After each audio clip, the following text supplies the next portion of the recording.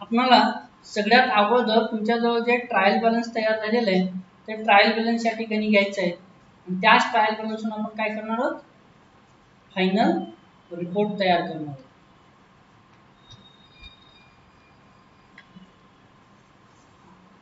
Trial balance मध्ये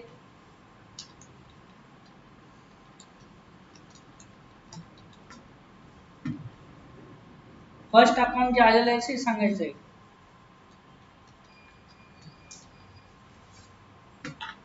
trial balance मध्ये आलेलं फर्स्ट अकाउंट, पहिला अकाउंट कोणतं आहे, कॅश. त्याचं बाय बॅलन्स आहे, टू बॅलन्स आहे. इथे आपण काय करत असतो, पर्टिक्युलर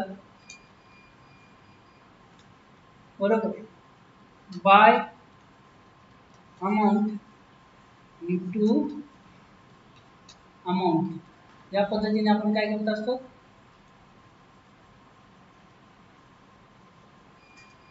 कॉलम तयार करत असतो. फर्स्ट पहिला अकाउंट कोणता आहे, कॅश. किती आहे बॅलन्स, 2,21,000. ओके, बाय बॅलन्स बरोबर आहे. Next capital balance 3,00,000, to balance. Next काय, फर्निचर बँक. ओके, फर्निचर किती रुपये, 23,500. त्यानंतर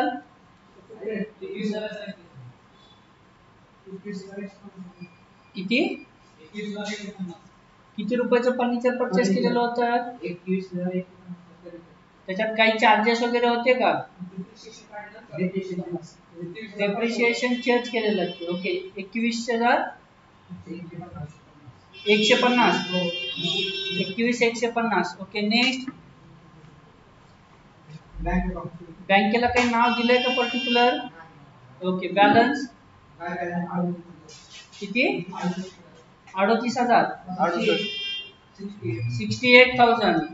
नेक्स्ट रामा फर्निचर किती रुपये, 23,500.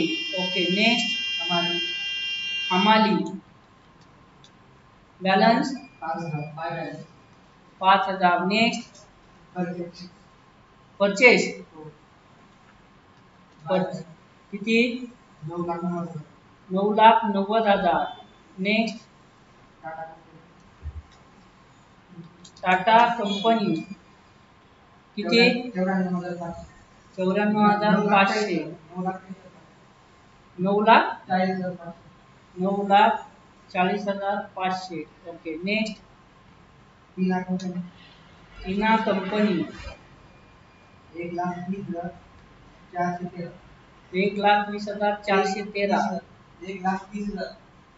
1,30,000. नेक्स्ट सेल्स 1,31,912 रुपये.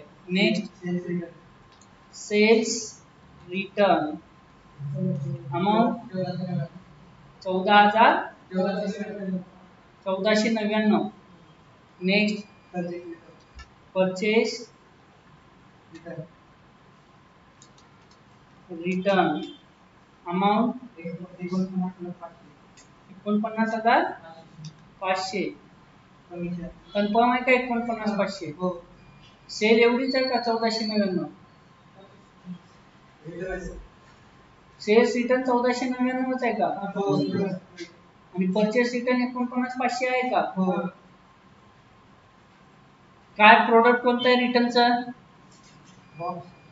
बॉक्स आहे. किती बॉक्स परत आले, 5 बॉक्स परत आले. एका बॉक्सची किंमत 9,900. मग 5 बॉक्स गुणिले 9,900, 49,500. आपण परत दिलेले आहेत काय, आपल्याला परत किती आले, 1 बॉक्स. रेट काय होता, 1499. असं कसं होईल? परचेस 9,999 आणि विक्री 1499. वो प्रॉब्लेम दाखवा.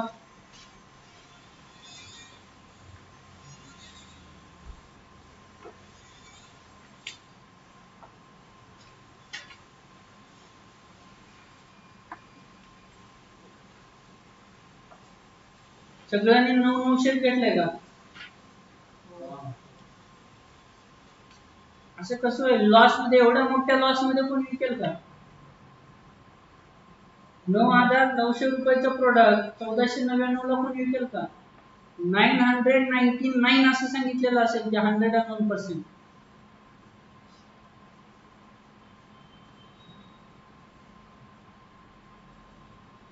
बघा, 9,90,000 रुपयाची खरेदी आहे आणि विक्री 1,30,000 रुपयाची. त्याच्यामध्ये एवढा मोठा रेट मध्ये फरक आहे, असं कोण विकेल का? नाही विकणार. 100% त्या ठिकाणी रेट मध्ये सगळ्यां कुणाकडे रेट आहे का? काय किती? 9,900. ओके, आपण एक काम करूया. हाच प्रॉब्लेम आपण काल लाईव्ह सोडलेला होता. प्रॉब्लेम देते वेळेस काल रेकॉर्डिंग केली होती का आपण? तोंडी सांगत असताना मी रेकॉर्डिंग केली आहे का? कारण 9,900 रुपयाचे प्रोडक्ट 1,499 रुपयाला विकलं जात आहे. म्हणजे इथे या ठिकाणी जर बघितला तिथे ग्रॉस लॉस 8,401 रुपये. कोणी विकेल का? 999 सांगितलं असेल माझ्या हिशोबाने. मग तुम्ही काल ऑब्जेक्शन घ्यायला पाहिजे ना, माझ्याकडून चुकलं. ओके, मान्य केलं, आता चुकलं म्हणून. पण तुम्ही एवढ्या मोठ्या लॉस मध्ये कोण वस्तू विकेल का? विकेल का? रेट चेंज करून घ्या. 999 रुपये करा, चेंजेस करा तिथे. 999 रुपये, 4,995. या ठिकाणी 100 बॉक्स आले असतील. नाही, परचेसचे 100 बॉक्स असतील. तुम्ही एंट्री मध्ये चेंजेस करा.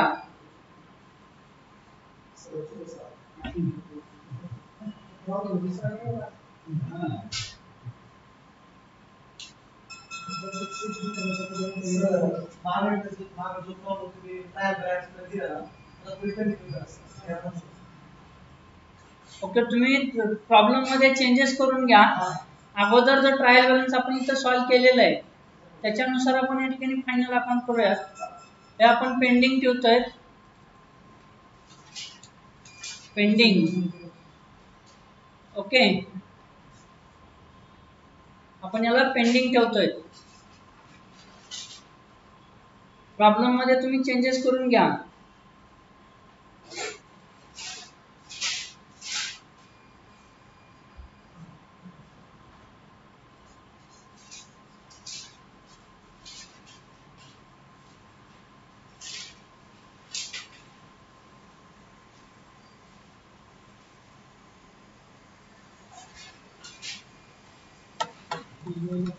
आपण या ठिकाणी पाहतोय लास्ट टाइम या ठिकाणी जो ट्रायल बॅलन्स आपण मेंटेन केलेला आहे त्या ट्रायल बॅलन्स वरून आपण फायनल रिपोर्ट या ठिकाणी कन्सिडर करणार आहोत.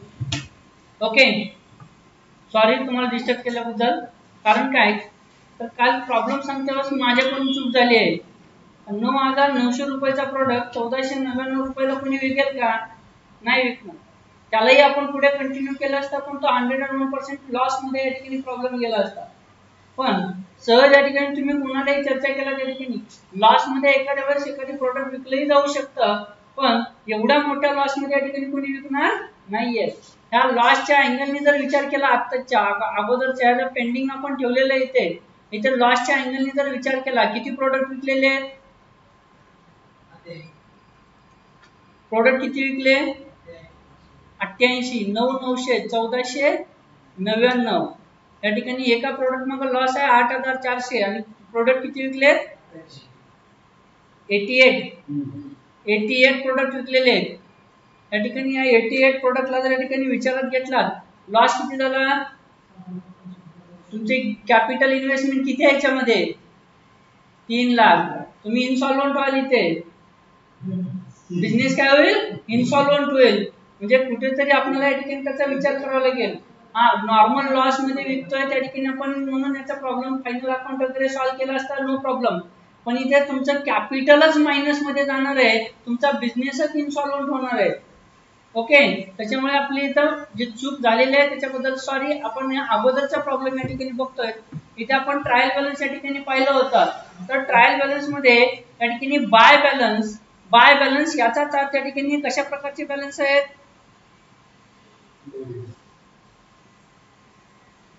हे बाय बॅलन्स म्हणजे या ठिकाणी हायलाइट केलेले बाय बॅलन्स म्हणजे कसे बॅलन्स आहेत, डेबिट बॅलन्स. आणि टू बॅलन्स म्हणजे काय असतात, क्रेडिट बॅलन्स असतात. ओके, इथे एक कन्सेप्ट आपल्याला लक्षात ठेवायचं आहे की बाय बॅलन्स म्हणजे एक तर एक्सपेन्सेस असतात नाहीतर ऍसेट्स असतात. ओके, बाय बॅलन्स म्हणजे एक तर एक्सपेन्सेस असतात किंवा ऍसेट असतात. आणि टू बॅलन्स म्हणजे एक तर इन्कम असतं अदरवाइज लायबिलिटीज असतात. ओके, मग आपल्याला फायनल रिपोर्ट तयार करायचा आहे. फायनल रिपोर्ट तयार करते वेळेस आपण काय करतो, 2 अकाउंट आणि एक स्टेटमेंट या ठिकाणी तयार करत असतो. किती अकाउंट तयार करतो, 2 अकाउंट आणि एक स्टेटमेंट. बरोबर आहे. मग 2 अकाउंट, कोणते 2 अकाउंट तयार करतो आपण, trading and profit loss account. कॉलेजमध्ये आपल्याला शिकवलं जातं ट्रेडिंग अकाउंट सेपरेट तयार करायचंय, प्रॉफिट लॉस अकाउंट सेपरेट तयार करायचंय. पण ऍक्च्युअल मध्ये तसं होतं का, नाही होत.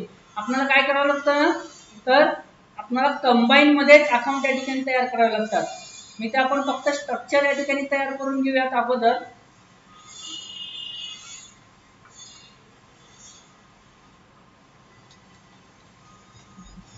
Trading and profit and loss account, trading and profit and loss account.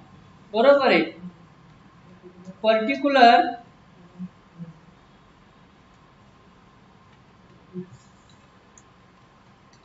Amount, particular amount, परत सेम कॉलम येतात पर्टिक्युलर अमाउंट.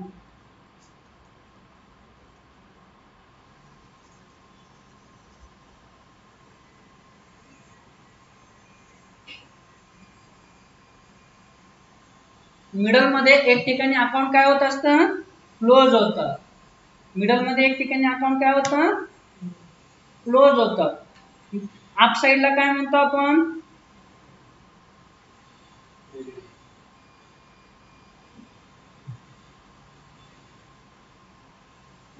ते एक ठिकाणी अकाउंट क्लोज होतं.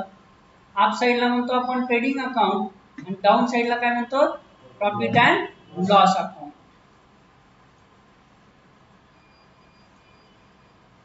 लक्षात आले. आणि त्यासोबत आपण एक स्टेटमेंट तयार करतो, त्या स्टेटमेंटला काय म्हणतो आपण, बॅलन्स शीट. एकाच वेळेस पूर्ण स्ट्रक्चर या ठिकाणी तयार करून घ्यायचं.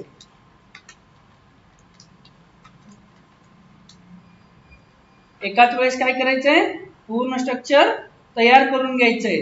आणि त्यानंतर आपल्याला काय करायचंय, प्रॉब्लेम या ठिकाणी करायचंय. इथं सुद्धा काय ना, पर्टिक्युलर अमाउंट आहे ना, काय येतं, ऍसेट्स अमाउंट आणि liabilities amount.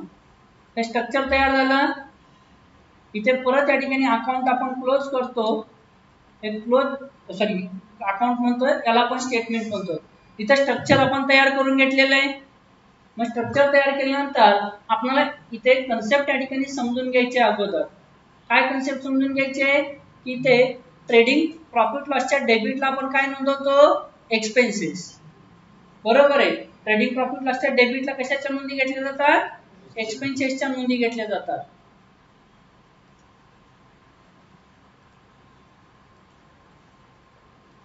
Trading and profit लॉसला इथे कशाच्या नोंदी घेतो आपण, एक्सपेन्सेस नोंदवतो. बरोबर आहे.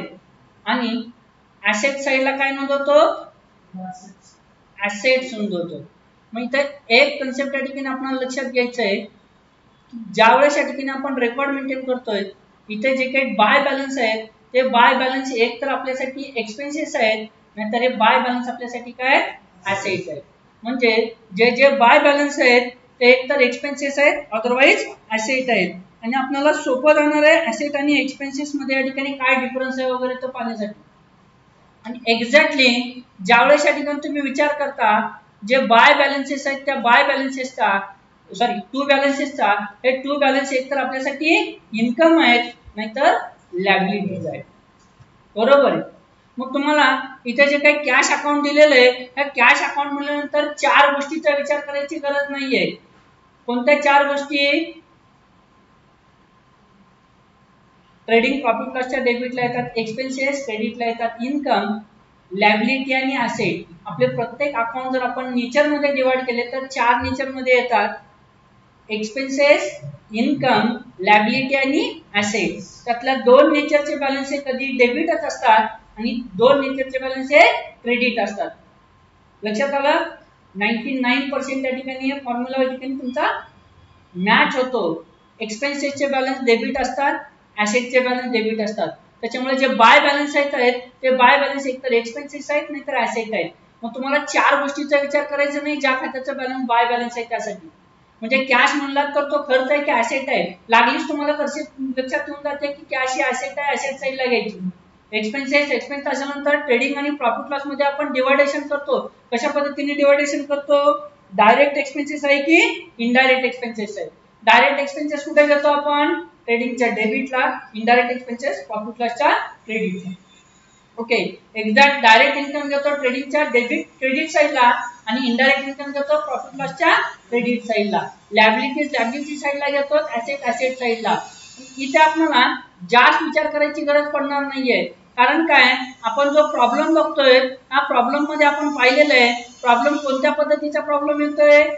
ट्रेड आहे, सर्व्हिस प्रोव्हायडर आहे, मॅन्युफॅक्चरर आहे आणि नॉन ट्रेडिंग कन्सर्न आहे, सोशल वर्क प्रोव्हायडर आहे. बिझनेस तर प्रॉफिट मिळवण्यासाठी चाललाय आणि या बिझनेस मध्ये खरेदी विक्री केली चालली आहे. म्हणजे हा बिझनेस कोणता आहे? ट्रेड. बरोबर आहे. मग ट्रेड करणाऱ्या बिझनेस मध्ये परचेस आणि परचेस करते वेळेस होणारे खर्च जे आपल्या प्रोडक्टची कॉस्टिंग वाढवतात त्याला आपण काय म्हणतो? Direct expenses. डायरेक्ट एक्सपेन्सेस म्हणतो. ओके. आणि वस्तूच्या विक्रीतून मिळणारे एकमेव इन्कम हे डायरेक्ट इन्कम असतं. अदर एक्सपेन्सेस आणि इन्कम इनडायरेक्ट कन्सिडर केले जातात. लक्षात आले? मग आपण वन बाय वन एक एक अकाउंटचा विचार करूयात. कॅश. कॅशचा बॅलन्स बाय असल्यामुळे आपल्याला एक्सपेन्सेस किंवा ऍसेट याचा विचार करायचा आहे. मग कॅश आपल्यासाठी एक्सपेन्सेस आहे की ऍसेट आहे? मग कुठे घ्यायची? ऍसेट साइडला. इथे आपण घेतोय कॅश. किती रुपये आहे? 97,750 रुपये. इथे या ठिकाणी स्ट्रक्चर येतं, अगोदर फिक्स्ड ऍसेट येतात, नंतर इन्व्हेस्टमेंट वगैरे. पण आपला फर्स्ट प्रॉब्लेम असल्यामुळे आपण इथं काय सिक्वेन्स घ्यायचे वगैरे काही विचार करणार नाही आहोत. सुरुवातीला या ठिकाणी ऍसेटला घ्यायचे, लायबिलिटीला, एक्सपेन्सेस ट्रेडिंग प्रॉफिट लॉसच्या डेबिटला घेताना डायरेक्ट ट्रेडिंगला, इनडायरेक्ट प्रॉफिट लॉस अकाउंटला, इन्कम डायरेक्ट ट्रेडिंगला, इनडायरेक्ट प्रॉफिट लॉस अकाउंटला. इतक्याच कन्सेप्ट या ठिकाणी आपण बघणार आहोत. पुढे जसे जसे एक एक प्रॉब्लेमचा आपण विचार करत जाणार आहोत त्या वेळेस आपल्याला डीप मध्ये या ठिकाणी कन्सेप्ट या ठिकाणी क्लिअर करायचे. लक्षात आलं? नेक्स्ट त्यानंतर आहे कॅपिटल. कॅपिटलचा टू बॅलन्स आहे. मग कॅपिटल हे आपल्यासाठी इन्कम आहे का लायबिलिटी आहे? कॅपिटल ही लायबिलिटी आहे. कारण business and businessman are separate entity. Business आणि बिझनेसच्या मालकाची स्वतंत्र ओळख आहे. बिझनेस मध्ये पैसा कोण गुंतवतो? बिझनेसचा मालक. म्हणजे एक्झॅक्ट बिझनेस हा बिझनेसच्या मालकाला तो पैसे देणे लागतो अशा पद्धतीने कन्सेप्ट येते. मग किती रुपये येते? 2 लाख. इनर साइडला काय घेतलं? प्रॉफिट झाला तर काय करायचा? ऍड करायचा आणि लॉस झाल्यानंतर लेस करायचा. एक्झॅक्ट पर्सनल एक्सपेन्सेस आणि ड्रॉइंग या ठिकाणी काय करायचे? लेस करायचे आणि पर्सनल इन्कम ऍड करायचे. बा पर्सनल एक्सपेन्सेस आणि ड्रॉइंग दोन वर्ड वापरले मी. का वापरले? तर पर्सनल एक्सपेन्सेस सुद्धा ड्रॉइंगच आहे. पण इथे आपल्याला काही एक्सपेन्सेस असे आहेत जसे एज्युकेशन फी आहे. तर एज्युकेशन फी हा पर्सनल एक्सपेन्सेस भले आहे, पण ज्यावेळेस आपण इन्कम कॅल्क्युलेट करणार आहोत, इन्कमचं कॉम्प्युटेशन करणार आहोत, त्यावेळेस आपल्याला टॅक्सेबल इन्कम कॅल्क्युलेट करते वेळेस हा जो खर्च आहे हा टॅक्स सेव्हिंगचं काम करतोय. मग आपण काय करतोय, टॅक्स सेव्हिंगचे जे काही एक्सपेन्सेस आहेत ते एक्सपेन्सेसच्या नावाने सेपरेट रेकॉर्ड मेंटेन करतोय, ते डायरेक्ट ड्रॉइंगला दाखवत नाहीये. ओके, मग इथे कॅश आणि कॅपिटल दोन्ही ट्रान्सफर झाले. नेक्स्ट एचडीएफसी चा बाय म्हणजे डेबिट बॅलन्स आहे, त्याचा अर्थ होतो बँकेमध्ये आपले तितके पैसे जमा आहेत.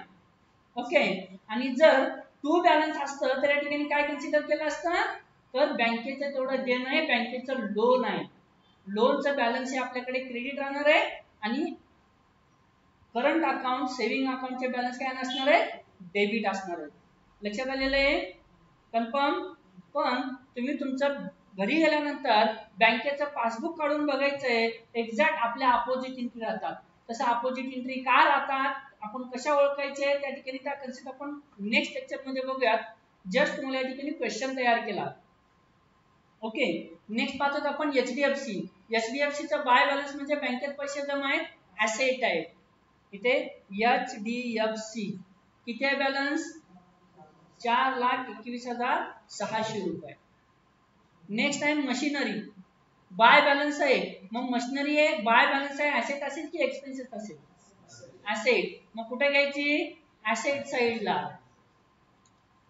मशिनरी किती रुपये, मशिनरी 18,700. कॉलेजमध्ये आपण ऍसेटचे बॅलन्स इनर साइडला घेतो, त्यामध्ये डेप्रिशिएशन लेस करतो आणि आउटरला घेतो. पण आपण हा जो प्रॉब्लेम बघतोय मॅन्युअल प्लस या ठिकाणी आपण एखाद्या सॉफ्टवेअर मध्ये टॅली म्हणून, टॅलीच नाहीये आज मार्केटमध्ये, टॅली जास्त वापरली जाते म्हणून आपण टॅली करतोय, पण इन फ्युचर मध्ये टॅली असेल याची गॅरंटी नाहीये. नोकिया मोबाईल आणि कोडॅक कॅमेराचा जर विचार केला काही वर्षाखाली अगोदर गेला तर नोकिया शिवाय पर्याय नाही आपण असं म्हणायचो. आज मार्केटमध्ये नोकिया पण पाहायला भेटतोय का, एक्झॅक्टली. जसे नवीन चेंजेस मार्केटमध्ये होतात तसे तुम्ही तुमच्यात चेंजेस केलात तर तुमचे जॉब टिकून राहतील, तुमच्याकडे काम वाढतील. जर तुम्ही चेंजेस नाही केला तर तुम्हालाही नोकिया फोन सारखं गायब व्हावं लागणार आहे आणि टॅली सॉफ्टवेअरलाही गायब व्हावं लागणार आहे. त्याच्यामुळे आपल्याला या ठिकाणी कन्सिडर काय करायचंय, प्रॉपर वर्किंग आपल्याला ठेवायची आहे. जे काही अकाउंटिंग आपण करतोय ते सॉफ्टवेअर मध्ये करतोय, या नुसार आपण विचार केला होता. त्यामुळे डेप्रिशिएशनची आपण जर्नल एंट्री पास करणे कन्सेप्ट बघितलेले आहे. आपण कुठल्याच एंट्री डायरेक्ट इफेक्ट दाखवण्याचा, ऍडजस्टमेंट जे काय म्हणतो आपण त्या डायरेक्ट इफेक्ट दाखवण्याच्या अँगलनी नाही बघणार आहोत, आपण बघणार आहोत त्या ठिकाणी त्याच्या जर्नल एंट्रीच्या. आणि कॉलेजमध्ये सांगितल्यासारखे आपण तुम्हाला ऍडजस्टमेंट सांगणार नाही आहोत, तुम्हाला ऍडजस्टमेंट ओळखायला शिकायचं आहे. जसं डेप्रिशिएशनच्या प्रॉब्लेम मध्ये तुम्हाला कुठेही उल्लेख केलेला नव्हता, पण डेप्रिशिएशनचे जे बेसिक रेट आहेत त्या बेसिक रेट नुसार या ठिकाणी आपल्याला डेप्रिशिएशनची एंट्री पास करायची आहे, ही कन्सेप्ट या ठिकाणी आपण पाहिली. इथेच ऍज पर ऑडिट रूल नुसार आपल्याला एक कन्सेप्ट आणखी लक्षात ठेवली, जर एखाद्या ऍसेटचा वापर मोर दॅन 6 मंथ होत असेल तर या ठिकाणी डेप्रिशिएशन 12 मंथचं चार्ज करतोय, आणि जर use equal to or less than 6 month होत असेल तर आपल्याला 6 महिन्याचं डेप्रिशिएशन चार्ज करायची कन्सेप्ट बघितली. ऍक्च्युअली तिथं मी 180 डेज असंही सांगितलं होतं, त्यावेळेस तुम्ही प्रॉपर रूल्स वाचता त्यावेळेस 180 डेजचा उल्लेख होतो. त्या कन्सेप्ट आणखी डीप मध्ये तुम्हाला पुढे पुढे होतच असतील. ओके, मशिनरीची कन्सेप्ट लक्षात आलेली आहे. त्यानंतर आहे परचेस. परचेस आपल्यासाठी ऍसेट आहे का एक्सपेन्सेस आहे, एक्सपेन्सेस आहे. मग परचेस आणि परचेस करते वेळेस होणारे खर्च आपण डायरेक्ट एक्सपेन्सेस म्हणून ट्रेडिंग अकाउंटला घेतो. पण ट्रेडिंग अकाउंटला सगळ्यात सुरुवातीला आपण ओपनिंग बॅलन्स लिहित असतो. काय लिहितो, ओपनिंग बॅलन्स. पण आपला बिझनेसच न्यू स्टार्ट आहे, त्याच्यामुळे इथे काय ओपनिंग स्टॉक वगैरे काय येणार आहे का, नाही. त्यामुळे इथे आपण घेतोय टू परचेस. ओके, इथं अकाउंट मध्ये लिहिताना टू लिहिलं, बॅलन्स शीट मध्ये लिहितोय टू बाय काय लिहिलं नका आपण, नाही. कारण स्टेटमेंट आहे, स्टेटमेंटला टू बाय लिहायची गरज नसते, अकाउंटला लिहावं लागतं. मग इनर साइडला परचेसची व्हॅल्यू किती आहे, 9,52,500. नेक्स्ट त्यानंतर काय आहे, डिस्काउंट रिसिव्ड. ओके, तर आपण पाहतोय ट्रेड करणारा बिझनेस, आणि ट्रेड करणाऱ्या बिझनेस मध्ये, खरेदी विक्री करणाऱ्या बिझनेस मध्ये सेल हे एकमेव डायरेक्ट इन्कम असणार आहे. अदर सर्व इन्कम आपण काय करणार आहोत, इनडायरेक्ट इन्कम म्हटणार आहोत. डिस्काउंट रिसिव्ड, मिळालेला डिस्काउंट इन्कम आहे का लायबिलिटी आहे, इन्कम आहे. तो जर परत देणे असतात तर लायबिलिटी साइडला आपल्याला लिहिणं गरजेचं होतं, पण ते मिळालेला डिस्काउंट कोणी परत देतं का, इथं व्हाईट लाईन जागा सोडून आपण लिहिलं बाय डिस्काउंट रिसिव्ड. किती रुपये डिस्काउंट रिसिव्ड, 250. लक्षात आलेली आहे कन्सेप्ट, काही अडचण, नेक्स्ट त्यानंतर काय आहे, सेल्स. सेल्स कधी कुठे घेतो आपण, ट्रेडिंगच्या क्रेडिट साईडला. सेल्स इन्कम आहे, ट्रेडिंगच्या क्रेडिटला घेतोय. किती रुपये सेल, 10,74,160 रुपये. इनर साईडला काय घेतली, सेल्स रिटर्न लेस होणार आहे, बरोबर आहे. परचेस शीट मधून परचेस रिटर्न लेस होणार, त्यामुळे आपण इनर साईडला अमाऊंट घेतलेले. लक्षात आलेले आहे कन्सेप्ट, काही डाउट्स, काही क्वेश्चन. ओके. नेक्स्ट पुढचा अकाउंट कोणता आहे,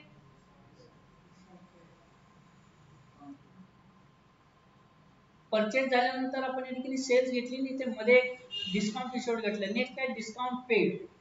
डिस्काउंट पेड, डिस्काउंट दिलेला आहे, सेल करते वेळेस दिलेला डिस्काउंट हा इनडायरेक्ट एक्सपेन्सेस कन्सिडर केला जाईल. तो प्रॉफिट लॉसच्या डेबिटला घेतलेला आहे. टू डिस्काउंट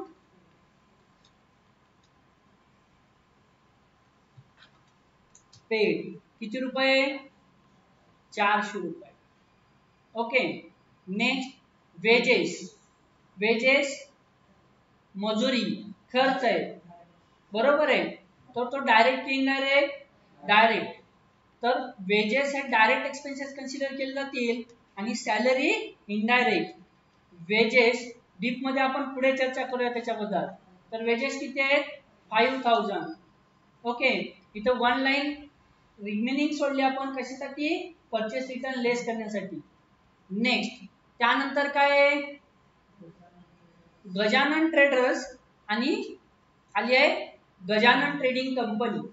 पार्टी आहे, एखादी पार्टी असेल, जर आपण या ठिकाणी पार्टी सोबत खरेदी विक्री करतोय तर ते एकतर डेटर्स किंवा क्रेडिटर्स असतात.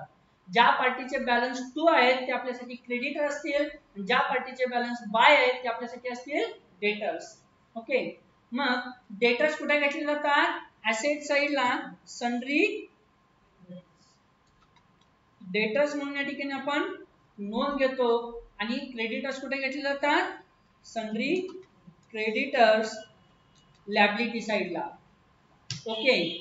आपण इथे हेड या ठिकाणी घेतोय. आपल्या या प्रॉब्लेम मध्ये एक एकच पार्टी आहे, त्याच्यामुळे आपण डायरेक्ट नेम मेन्शन करणार आहोत. पण जर नंबर ऑफ पार्टीज असतील तर आपण एक त्याची सेपरेट लिस्ट तयार करतो. क्रेडिटर्सच्या लिस्टची जी टोटल येते ती आपण इथे घेतो आणि डेटर्सच्या लिस्टची जी टोटल येते ती ऍसेट साइडला घेतो. लक्षात आलं. आता इथे फक्त पार्टी 1-2 आहे, त्याच्यामुळे आपण डायरेक्ट नाव मेन्शन करणार आहोत. गजानन ट्रेडर्स कोण आहे, बॅलन्स 2 आहे, म्हणजे तो क्रेडिटर आहे की डेटर्स आहे, बॅलन्स 2 म्हणजे क्रेडिट झालं. क्रेडिट बॅलन्सचा अर्थ होतो त्याला पैसे देणे आहे, आणि ज्या पार्टीला पैसे देणे आहेत त्याला आपण म्हणतो क्रेडिटर्स, आणि ज्या पार्टीकडून पैसे येणे आहेत त्याला म्हणतो आपण डेटर्स. म्हणजे ज्यांच्याकडून आपण परचेस करतो त्यांना देणे तयार होतात ते आपल्यासाठी क्रेडिटर असतात, ज्यांना आपण सेल करतो त्यांच्याकडून येणं तयार होतं ते आपल्यासाठी डेटर्स असतात.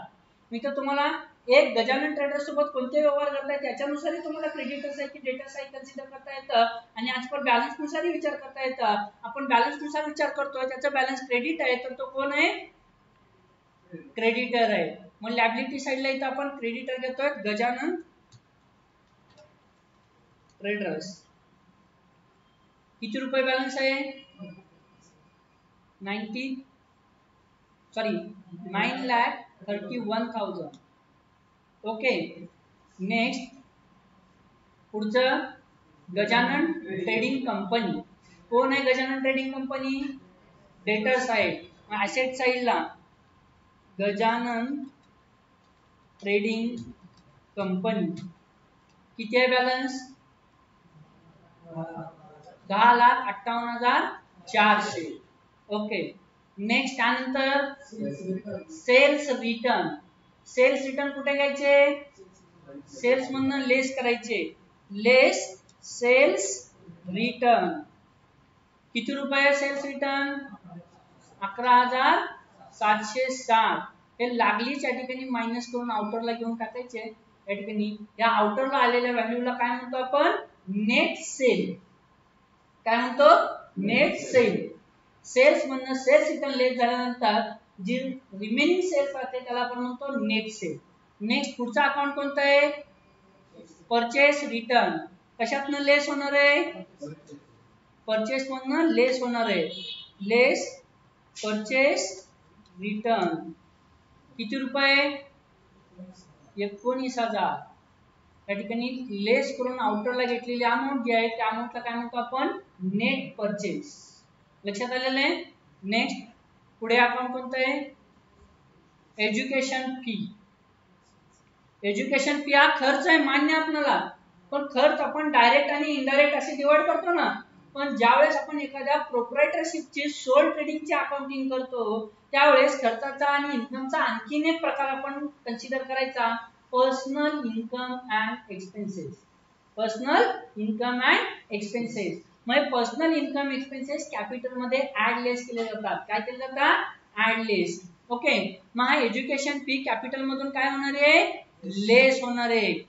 लेस एज्युकेशन फी किती रुपये 25,000 रुपये. ओके या एज्युकेशन फी बद्दल आपण आणखीन एक चर्चा केली होती. एज्युकेशन फी आपण शाळा कॉलेजेस मध्ये भरलेल्या सगळ्या फीला एज्युकेशन फी म्हणतो बरोबर आहे. पण डिडक्शनच्या टायमिंगला त्या टोटल फीला एज्युकेशन फी म्हणून जमतं का नाही. ते पावती काढायचे आणि त्या जी एज्युकेशन फी जी ट्युशन फी जी दिलेली आहे त्या ट्युशन फीलाच आपल्याला डिडक्शन भेटणार आहे. कोणत्या सेक्शन मध्ये डिडक्शन भेटणार आहे अंडर सेक्शन 80C मध्ये. आपण सेक्शन वाईज हा फक्त एकच पॉइंट पाहिलेला आहे पहिला पॉइंट. ओके मी एकाच वेळेस सगळे सेक्शन सांगितलं तर आपल्या डोक्यावर हेलिकॉप्टर जाते. त्याच्यामुळे आपण एक एक सेक्शन पुढे पुढे पुढे या ठिकाणी कन्सिडर करणार आहोत. आपण अंडर सेक्शन 80C चाच विचार करतोय. आपण आणखीन एक दोन प्रॉब्लेम मध्ये फक्त अंडर सेक्शन 80C चाच विचार करणार आहोत. पण त्याच्यामध्ये मिळणारे जे काही डिडक्शन्स आहेत ते वेगवेगळ्या हेड जे आहेत त्या हेडचा विचार करणार आहोत. ओके नेक्स्ट आणि आपण सध्याला सुरुवातीला या ठिकाणी ते कॅपिटल मध्ये ऍड लेस करून दाखवतोय. पण ऍक्च्युअल मध्ये कॅपिटल त्याचं सेपरेट अकाउंट तयार केलं जातं. आपल्याला जे रिअल बिझनेस मध्ये आपण अकाउंटिंग करतोय त्यावेळेस कॅपिटलचं जे सेपरेट अकाउंट तयार करायचं आहे त्या अँगलने आपण हे रेकॉर्ड मेंटेन करायला शिकणार आहोत. पण सुरुवातीला आपल्याला लागलीच कन्फ्युजन नको यासाठी आपण इथे ऍड लेस करतोय. ओके मग त्या कॉमर्स वाल्यालाही काम आलं पाहिजे नॉन कॉमर्स वाल्यालाही आलंच पाहिजे. नेक्स्ट पुढचा एक काय आहे ऍग्री इन्कम. ऍग्री इन्कम सुद्धा कोणतं इन्कम आहे पर्सनल इन्कम आहे. त्याच्यामुळे ते डायरेक्ट इनडायरेक्ट मध्ये नाही येणार. ते कुठे ऍड होणार आहे कॅपिटल मध्ये ऍड होणार आहे. Add agri income. ओके किती रुपये ऍग्री इन्कम 4 लाख. लक्षात आलं. हा प्रॉब्लेम सोडवते वेळेस आपण या ठिकाणी एक कन्सेप्ट विचारात घेतली होती की ऍग्री इन्कम तर दिसतात पण एक्सपेन्सेस दिसत नाहीत. असं होतं का कधी नाही होत. मग जेव्हा तुम्ही रिअल एखाद्या पार्टीचे अकाउंटिंग करताय त्याला ऍग्री इन्कम आलेलं आहे म्हणजे ऍग्री एक्सपेन्सेस होणारच आहे. त्याच्याकडून ऍग्री एक्सपेन्सेसची डिटेल घ्यायची आहे आणि आपण जेव्हा इन्कम कॉम्प्युटेशन करतो त्यावेळेस ऍग्रीचं एक्झम्प्ट इन्कम जे आपल्याला दाखवायचं आहे तर ही ऍग्री रिसिप्ट कन्सिडर केली जाणार आहे आणि जे एक्सपेन्सेस होणार आहेत ऍग्रीचे ते लेस केल्यानंतर येणारा ऍग्री इन्कम म्हणून आपल्याला इन्कम कॉम्प्युटेशनला दाखवावं लागतं. ओके फक्त लक्षात ठेवायचे त्या कन्सेप्ट. नेक्स्ट पुढचा अकाउंट कोणतं आहे गोडाऊन रेंट. गोडाऊन रेंटचा आणि खरेदी करण्याचा काही संबंध आहे का नाहीये. म्हणून तो कोणता एक्सपेन्सेस इनडायरेक्ट एक्सपेन्सेस. लक्षात आला. मग कुठे लिहायचा तो प्रॉफिट अँड लॉसच्या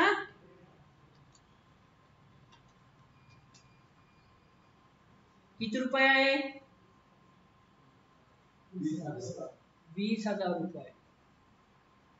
नेक्स्ट पुढे काय आहे प्रीपेड गोडाऊन रेंट. बरोबर आहे आपण पाहिलं होतं.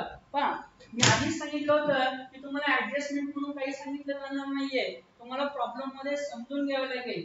आपण मार्च महिन्यामध्ये गोडाऊनचं रेंट पेड केलं अशी ट्रान्झॅक्शन दिली होती 40,000 रुपये आणि ते 2 महिन्याचं आहे. मार्च आणि नेक्स्ट फायनान्शियल इयरच्या एप्रिल महिन्याचं असं आपण सांगितलं होतं. मग अर्ध जे आहे ते खर्च म्हणून या ठिकाणी आपण नोंदवलं ते बरोबर आहे आणि अर्ध आपण प्रीपेड खर्च म्हणून दाखवलेलं आहे. त्याची डिटेल चर्चा आपण हा प्रॉब्लेम सोडवते वेळेस केलेली आहे. मग प्रीपेड खर्च आहे खर्चाचं बॅलन्स डेबिट आहे बरोबर आहे. खर्च आपण प्रॉफिट लॉस अकाउंटला दाखवायचा आहे गोडाऊनचा. पण आता पुढल्या वर्षीचा खर्च चालू वर्षात खर्च म्हणून दाखवता येणार आहे का नाही बरोबर आहे. पण बॅलन्स काय आहे डेबिट आहे.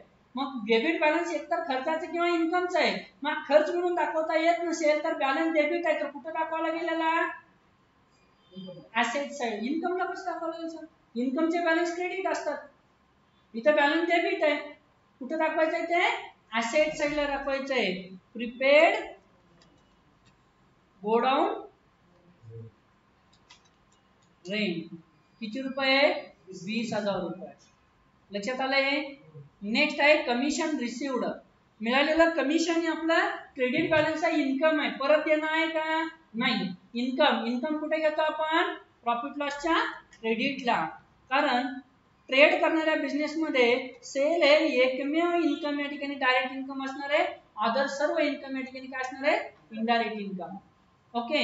आता प्री रिसिव्ड कमिशन का दाखवलं याची चर्चा आपण अगोदरच केलेली आहे, बरोबर आहे. मग प्री रिसिव्ड आहे क्रेडिट बॅलन्स आहे, इन्कम तर दाखवता येत नाही, मग आपल्याला काय दाखवावं लागेल, लॅबिलिटी साइडला दाखवावं लागेल. प्री रिसिव्ड कमिशन 5,000 आले. आणि नेक्स्ट हेड आहे आपल्याकडे डेप्रिसिएशन. डेप्रिसिएशन या ठिकाणी कुठे दाखवलं जातं, प्रॉफिट लॉस अकाउंटच्या डेबिटला. आपल्याला कॅल्क्युलेशन करण्यासाठी जागा पाहिजे, त्यामुळे इथे ठिकाणी वरती घेतोय मी टू डेप्रिसिएशन. किती रुपये आलेले आहे, 3,300. आपल्या ट्रायल बॅलन्स मध्ये आलेले फक्त अकाउंट या ठिकाणी आपण काय केले, ट्रान्सफर केले. ट्रान्सफर करताना आपण एकच कन्सेप्ट या ठिकाणी लक्षात ठेवली, जे बाय बॅलन्स आहेत म्हणजे डेबिट बॅलन्स आहेत ते एकतर एक्सपेन्सेस आहेत नाहीतर ऍसेट आहेत. ऍसेट आपण ऍसेट साइडला घेतल्या, एक्सपेन्सेस या ठिकाणी डायरेक्ट असलेले ट्रेडिंगला घेतले, इनडायरेक्ट असलेले प्रॉफिट अँड लॉसला घेतले. इन्कम इज सेम, इन्कम आणि लायबिलिटी, क्रेडिटचे बॅलन्स असलेले इन्कम लायबिलिटी. इन्कम घेतले ट्रेडिंग प्रॉफिट लॉसच्या डेबिटला, पण हा बिझनेस आपण ट्रेड म्हणून पाहतोय. ट्रेड करणाऱ्या बिझनेस मध्ये सेल हे एकमेव डायरेक्ट इन्कम असतं, त्यामुळे सेल्स मध्ये सेल्स इथं मायनस करून आपण नोंदवली, पण अदर कुठलेही या ठिकाणी इथे इन्कम आपल्याला घ्यायची गरज पडलेली नाहीये. अदर सर्व इन्कम आपण इनडायरेक्ट इन्कम म्हणून घेतले आणि ज्या लायबिलिटीज आहेत त्या लायबिलिटी साइडला या ठिकाणी नोंदवल्या. क्लिअर, काही डाऊट्स. तर एवढं सगळं झाल्यानंतर आपल्याला इथे एक कन्सेप्ट या ठिकाणी नोंदवणं खूप गरजेचं आहे. काय, closing stock. By closing stock. Closing स्टॉकचे दोन इफेक्ट होतात, एक ट्रेडिंगच्या क्रेडिट साइडला आणि दुसरा होतो ऍसेट साइडला स्टॉक इन हँड म्हणून. काय होतो, स्टॉक इन हँड म्हणून. जो इथे ट्रेडिंगला जी अमाऊंट दाखवतात तीच अमाऊंट या ठिकाणी येते. तुम्ही कॅल्क्युलेट केलेलं आहे या प्रॉब्लेम मध्ये क्लोजिंग स्टॉक किती आहे, तो किती आहे क्लोजिंग स्टॉक, किती, 8 क्विंटल शिल्लक आहे. आणि क्वांटिटी मध्ये या ठिकाणी काढलेलं आहे, पण 8 क्विंटल शिल्लक आहे, पण परचेस व्हॅल्यू काय, एकाच वेळेस परचेस झालेली आहे त्याच्यावर परचेस. आपण इथे सध्या स्टॉकचं व्हॅल्युएशन परचेस व्हॅल्यू नुसार बघणार आहोत. आपल्याला इथे फिफो मेथड, लिफो मेथड आणि इन्कम टॅक्सला एकच माहित आहे, स्टँडर्ड कॉस्ट मेथड. ओके. आपण त्या काय आहेत ते इन्व्हेंटरी, ज्यावेळेस आपण टॅलीमध्ये इन्व्हेंटरी मेंटेन करणार आहोत त्यावेळेस विचार करणार आहोत, पण सध्याला ज्या वेळेस आपण क्लोजिंग स्टॉक कॅल्क्युलेट करणार आहोत लास्ट परचेस रेट नुसार करणार आहोत. मग परचेसचा रेट काय आहे, 3,000 रुपये. 24,000 रुपयाचा इथे स्टॉक मेंटेन झाला. मी स्टॉक मेंटेन केलेला आहे. ओके. आता स्टॉक मेंटेन झाला तर इथे आपल्याला कॅल्क्युलेशन करते वेळेस सगळ्यात अगोदर काय क्लोज करावं लागेल, ट्रेडिंग अकाउंट. ट्रेडिंग अकाउंटच्या डेबिटची टोटल जास्त येते की क्रेडिटची टोटल जास्त येते, डेबिटची टोटल जास्त येते. मग डेबिटची टोटल या ठिकाणी आपण करणार आहोत की क्रेडिटची टोटल जास्त येते.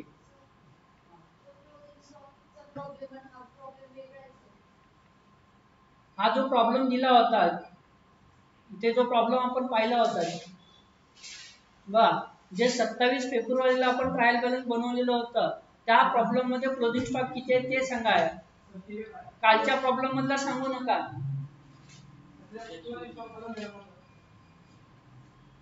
असं नाहीये, क्लोजिंग स्टॉक नव्हता काढला. ओके. आपण इथे क्लोजिंग स्टॉक न काढता क्लोजिंग करूया आणि त्यानंतर क्लोजिंग स्टॉक टाकल्यानंतर काय इफेक्ट होतात, काय चेंजेस होतात ते आपण बघूया. इथे क्रेडिट साइडची टोटल जास्तीची आहे, ती जास्तीची येणारी टोटल आपण अपोजिट साइडला घेतोय आणि त्यानंतर आलेल्या टोटल मधून जे डायरेक्ट एक्सपेन्सेस आहेत त्या डायरेक्ट एक्सपेन्सेसची टोटल या ठिकाणी आपण लेस करूया. हे लेस केल्यानंतर आलेला फरक आपल्यासाठी काय असेल, टू ग्रॉस प्रॉफिट. आपण ट्रायल बॅलन्स पर्यंत रेकॉर्ड तयार केल्यानंतर आपल्याला प्रॉफिट झाला का नाही ते दिसत होतं का नाही. आपल्या बिझनेसची पोझिशन काय आहे ते दिसत होतं का नाही. ज्यावेळेस आपण फायनल रिपोर्ट तयार करतो त्यावेळेस दिसते आपण पाहिलं होतं. कन्सेप्ट फक्त चर्चा केली होती. फायनल आपण तयार करायचा फर्स्ट प्रॉब्लेम या ठिकाणी आपण बघतो. मग हाच ग्रॉस प्रॉफिट कुठे ट्रान्सफर केला जातो. प्रॉफिट अँड लॉस अकाउंटला अपोजिट साइडला बाय ग्रॉस प्रॉफिट. तर ग्रॉस प्रॉफिट आल्यामुळे परत टोटल कोणत्या साइडची जास्तीची आहे. क्रेडिट साइडची टोटल जास्त येते. ती जास्तीची आलेली टोटल आपण डेबिट साइडला घेतोय. यामधनं लेस करतोय इनडायरेक्ट एक्सपेन्सेस. हे इनडायरेक्ट एक्सपेन्सेस लेस केल्यानंतर हा जो आला तो काय आला to net profit. Net profit कुठे ऍड केला जातो. कॅपिटल मध्ये ऍड केला जातो. Add net profit. इथे आपण नेट प्रॉफिट घेतला. हा नेट प्रॉफिट इथे कॅपिटल मध्ये लेस झालेला एज्युकेशन फी ऍड झालेला ऍग्री इन्कम ऍड झालेला आहे नेट प्रॉफिट. आपलं कॅपिटल इन्क्रीज किती झाला आता 6,80,450 रुपये. आता जर लॅबिलिटी आणि ऍसेट साइडची टोटल इक्वल आली तरच आपण केलेली अकाउंटिंग बरोबर आहे. अदरवाइज चुकली. लॅबिलिटीची टोटल आली 16,16,450 रुपये. ऍसेटची टोटल जर तितकीच आली तर या ठिकाणी बरोबर येणार आहे. अदरवाइज चुकलं. आलेली आहे बोथ साइड. पण तरी सुद्धा हा प्रॉब्लेम अर्धवट राहिलेला आहे. का आपण जोपर्यंत क्लोजिंग स्टॉक नोंदवत नाही तोपर्यंत या बिझनेसचा ॲक्युरेट प्रॉफिट लॉस आपल्याला भेटणार नाही. ओके. मग आपण या बिझनेसचा क्लोजिंग स्टॉक या ठिकाणी कॅल्क्युलेट करूयात. इथे एक वेळेस परचेस झालेली आहे बरोबर आहे. एक वेळेस सेल्स आहे. एक वेळेस सेल्स रिटर्न झालेली आहे. एक वेळेस परचेस रिटर्न झालेली आहे. मग परचेस किती quantity box quintal litre metre कशात झालेली आहे प्रॉब्लेम मध्ये.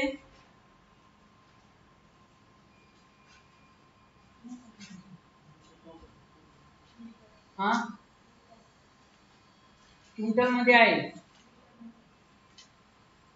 बहुतेक हा प्रॉब्लेम तुम्हाला प्रिंटेड दिलेला होता.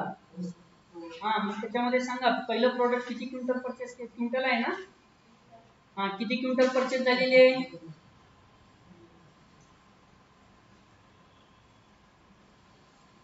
क्वेश्चन काढून बघा ना. एंट्री मध्ये तर तुम्ही मेंटेन केलेलं नाहीये. क्वेश्चन मध्ये बघा परचेस काय आहे. क्विंटल आहे बॉक्स आहे लिटर आहे मीटर आहे काय आहे.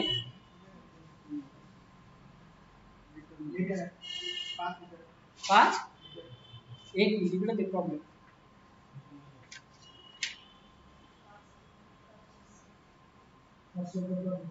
या प्रॉब्लेम मध्ये दोन प्रोडक्ट आहेत. आता इथे प्रोडक्ट वाइज कॅल्क्युलेट करतोय. ए प्रोडक्ट आहे आणि दुसरा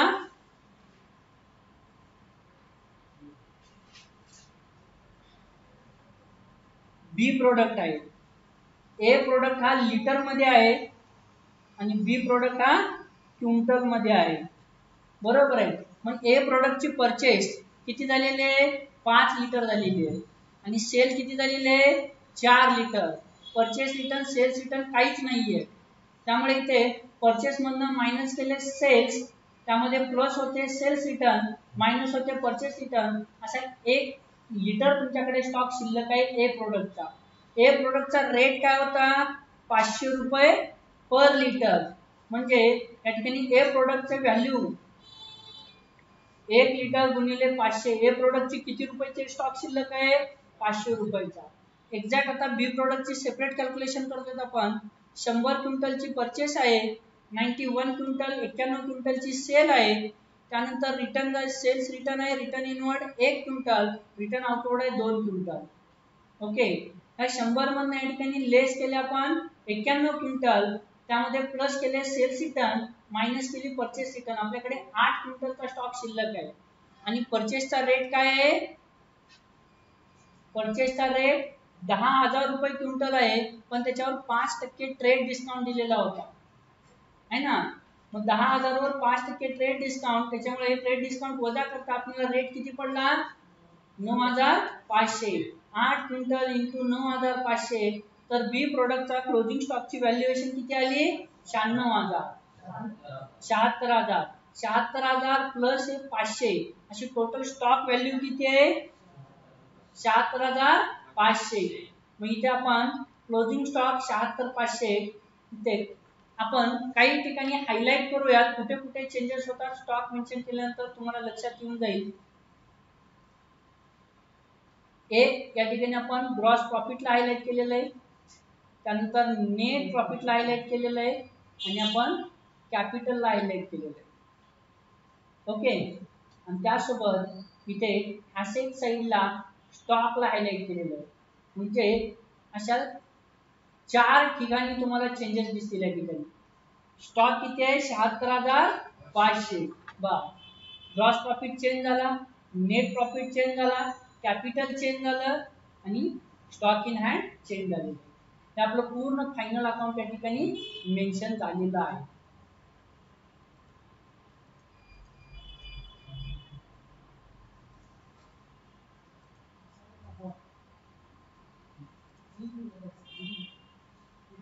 एक फायनल अकाउंट पूर्ण आपण जे ठिकाणी सॉल्व्ह केलं. आता याच्याबद्दल कोणाला काही डाऊट काही क्वेश्चन असेल तर विचार आहे. ओके, आपण एकदम बेसिक लेवल नुसार या ठिकाणी कन्सेप्ट या ठिकाणी पाहतोय.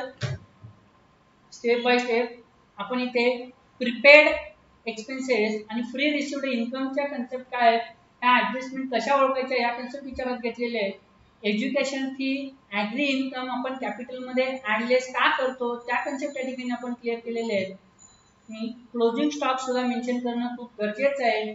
त्याशिवाय आपला ॲक्युरेट प्रॉफिट लॉस आपल्याला भेटत नाही. लक्षात आले? पूर्ण फायनल रिपोर्ट तुमच्या समोर तयार झालेला आहे. लक्षात आलेलं आहे? मग आपलं माझ्याकडून एक कालचा प्रॉब्लेम द्यायच्या वेळेस चूक झाली होती. खरेदी 9,900 रुपये सांगितली होती आणि विक्री 1,499 रुपये सांगितली होती. तिथे तुम्हाला चेंजेस करायचे. काय करायचंय, खरेदीचा रेट 999 रुपये या ठिकाणी चेंजेस करून तुम्ही तो प्रॉब्लेम ट्रायल बॅलन्स पर्यंतच्या दुरुस्त्या केल्यानंतर फायनल रिपोर्ट तयार करून उद्याला एक वेळेस घेऊन यायचं. लक्षात आलंय?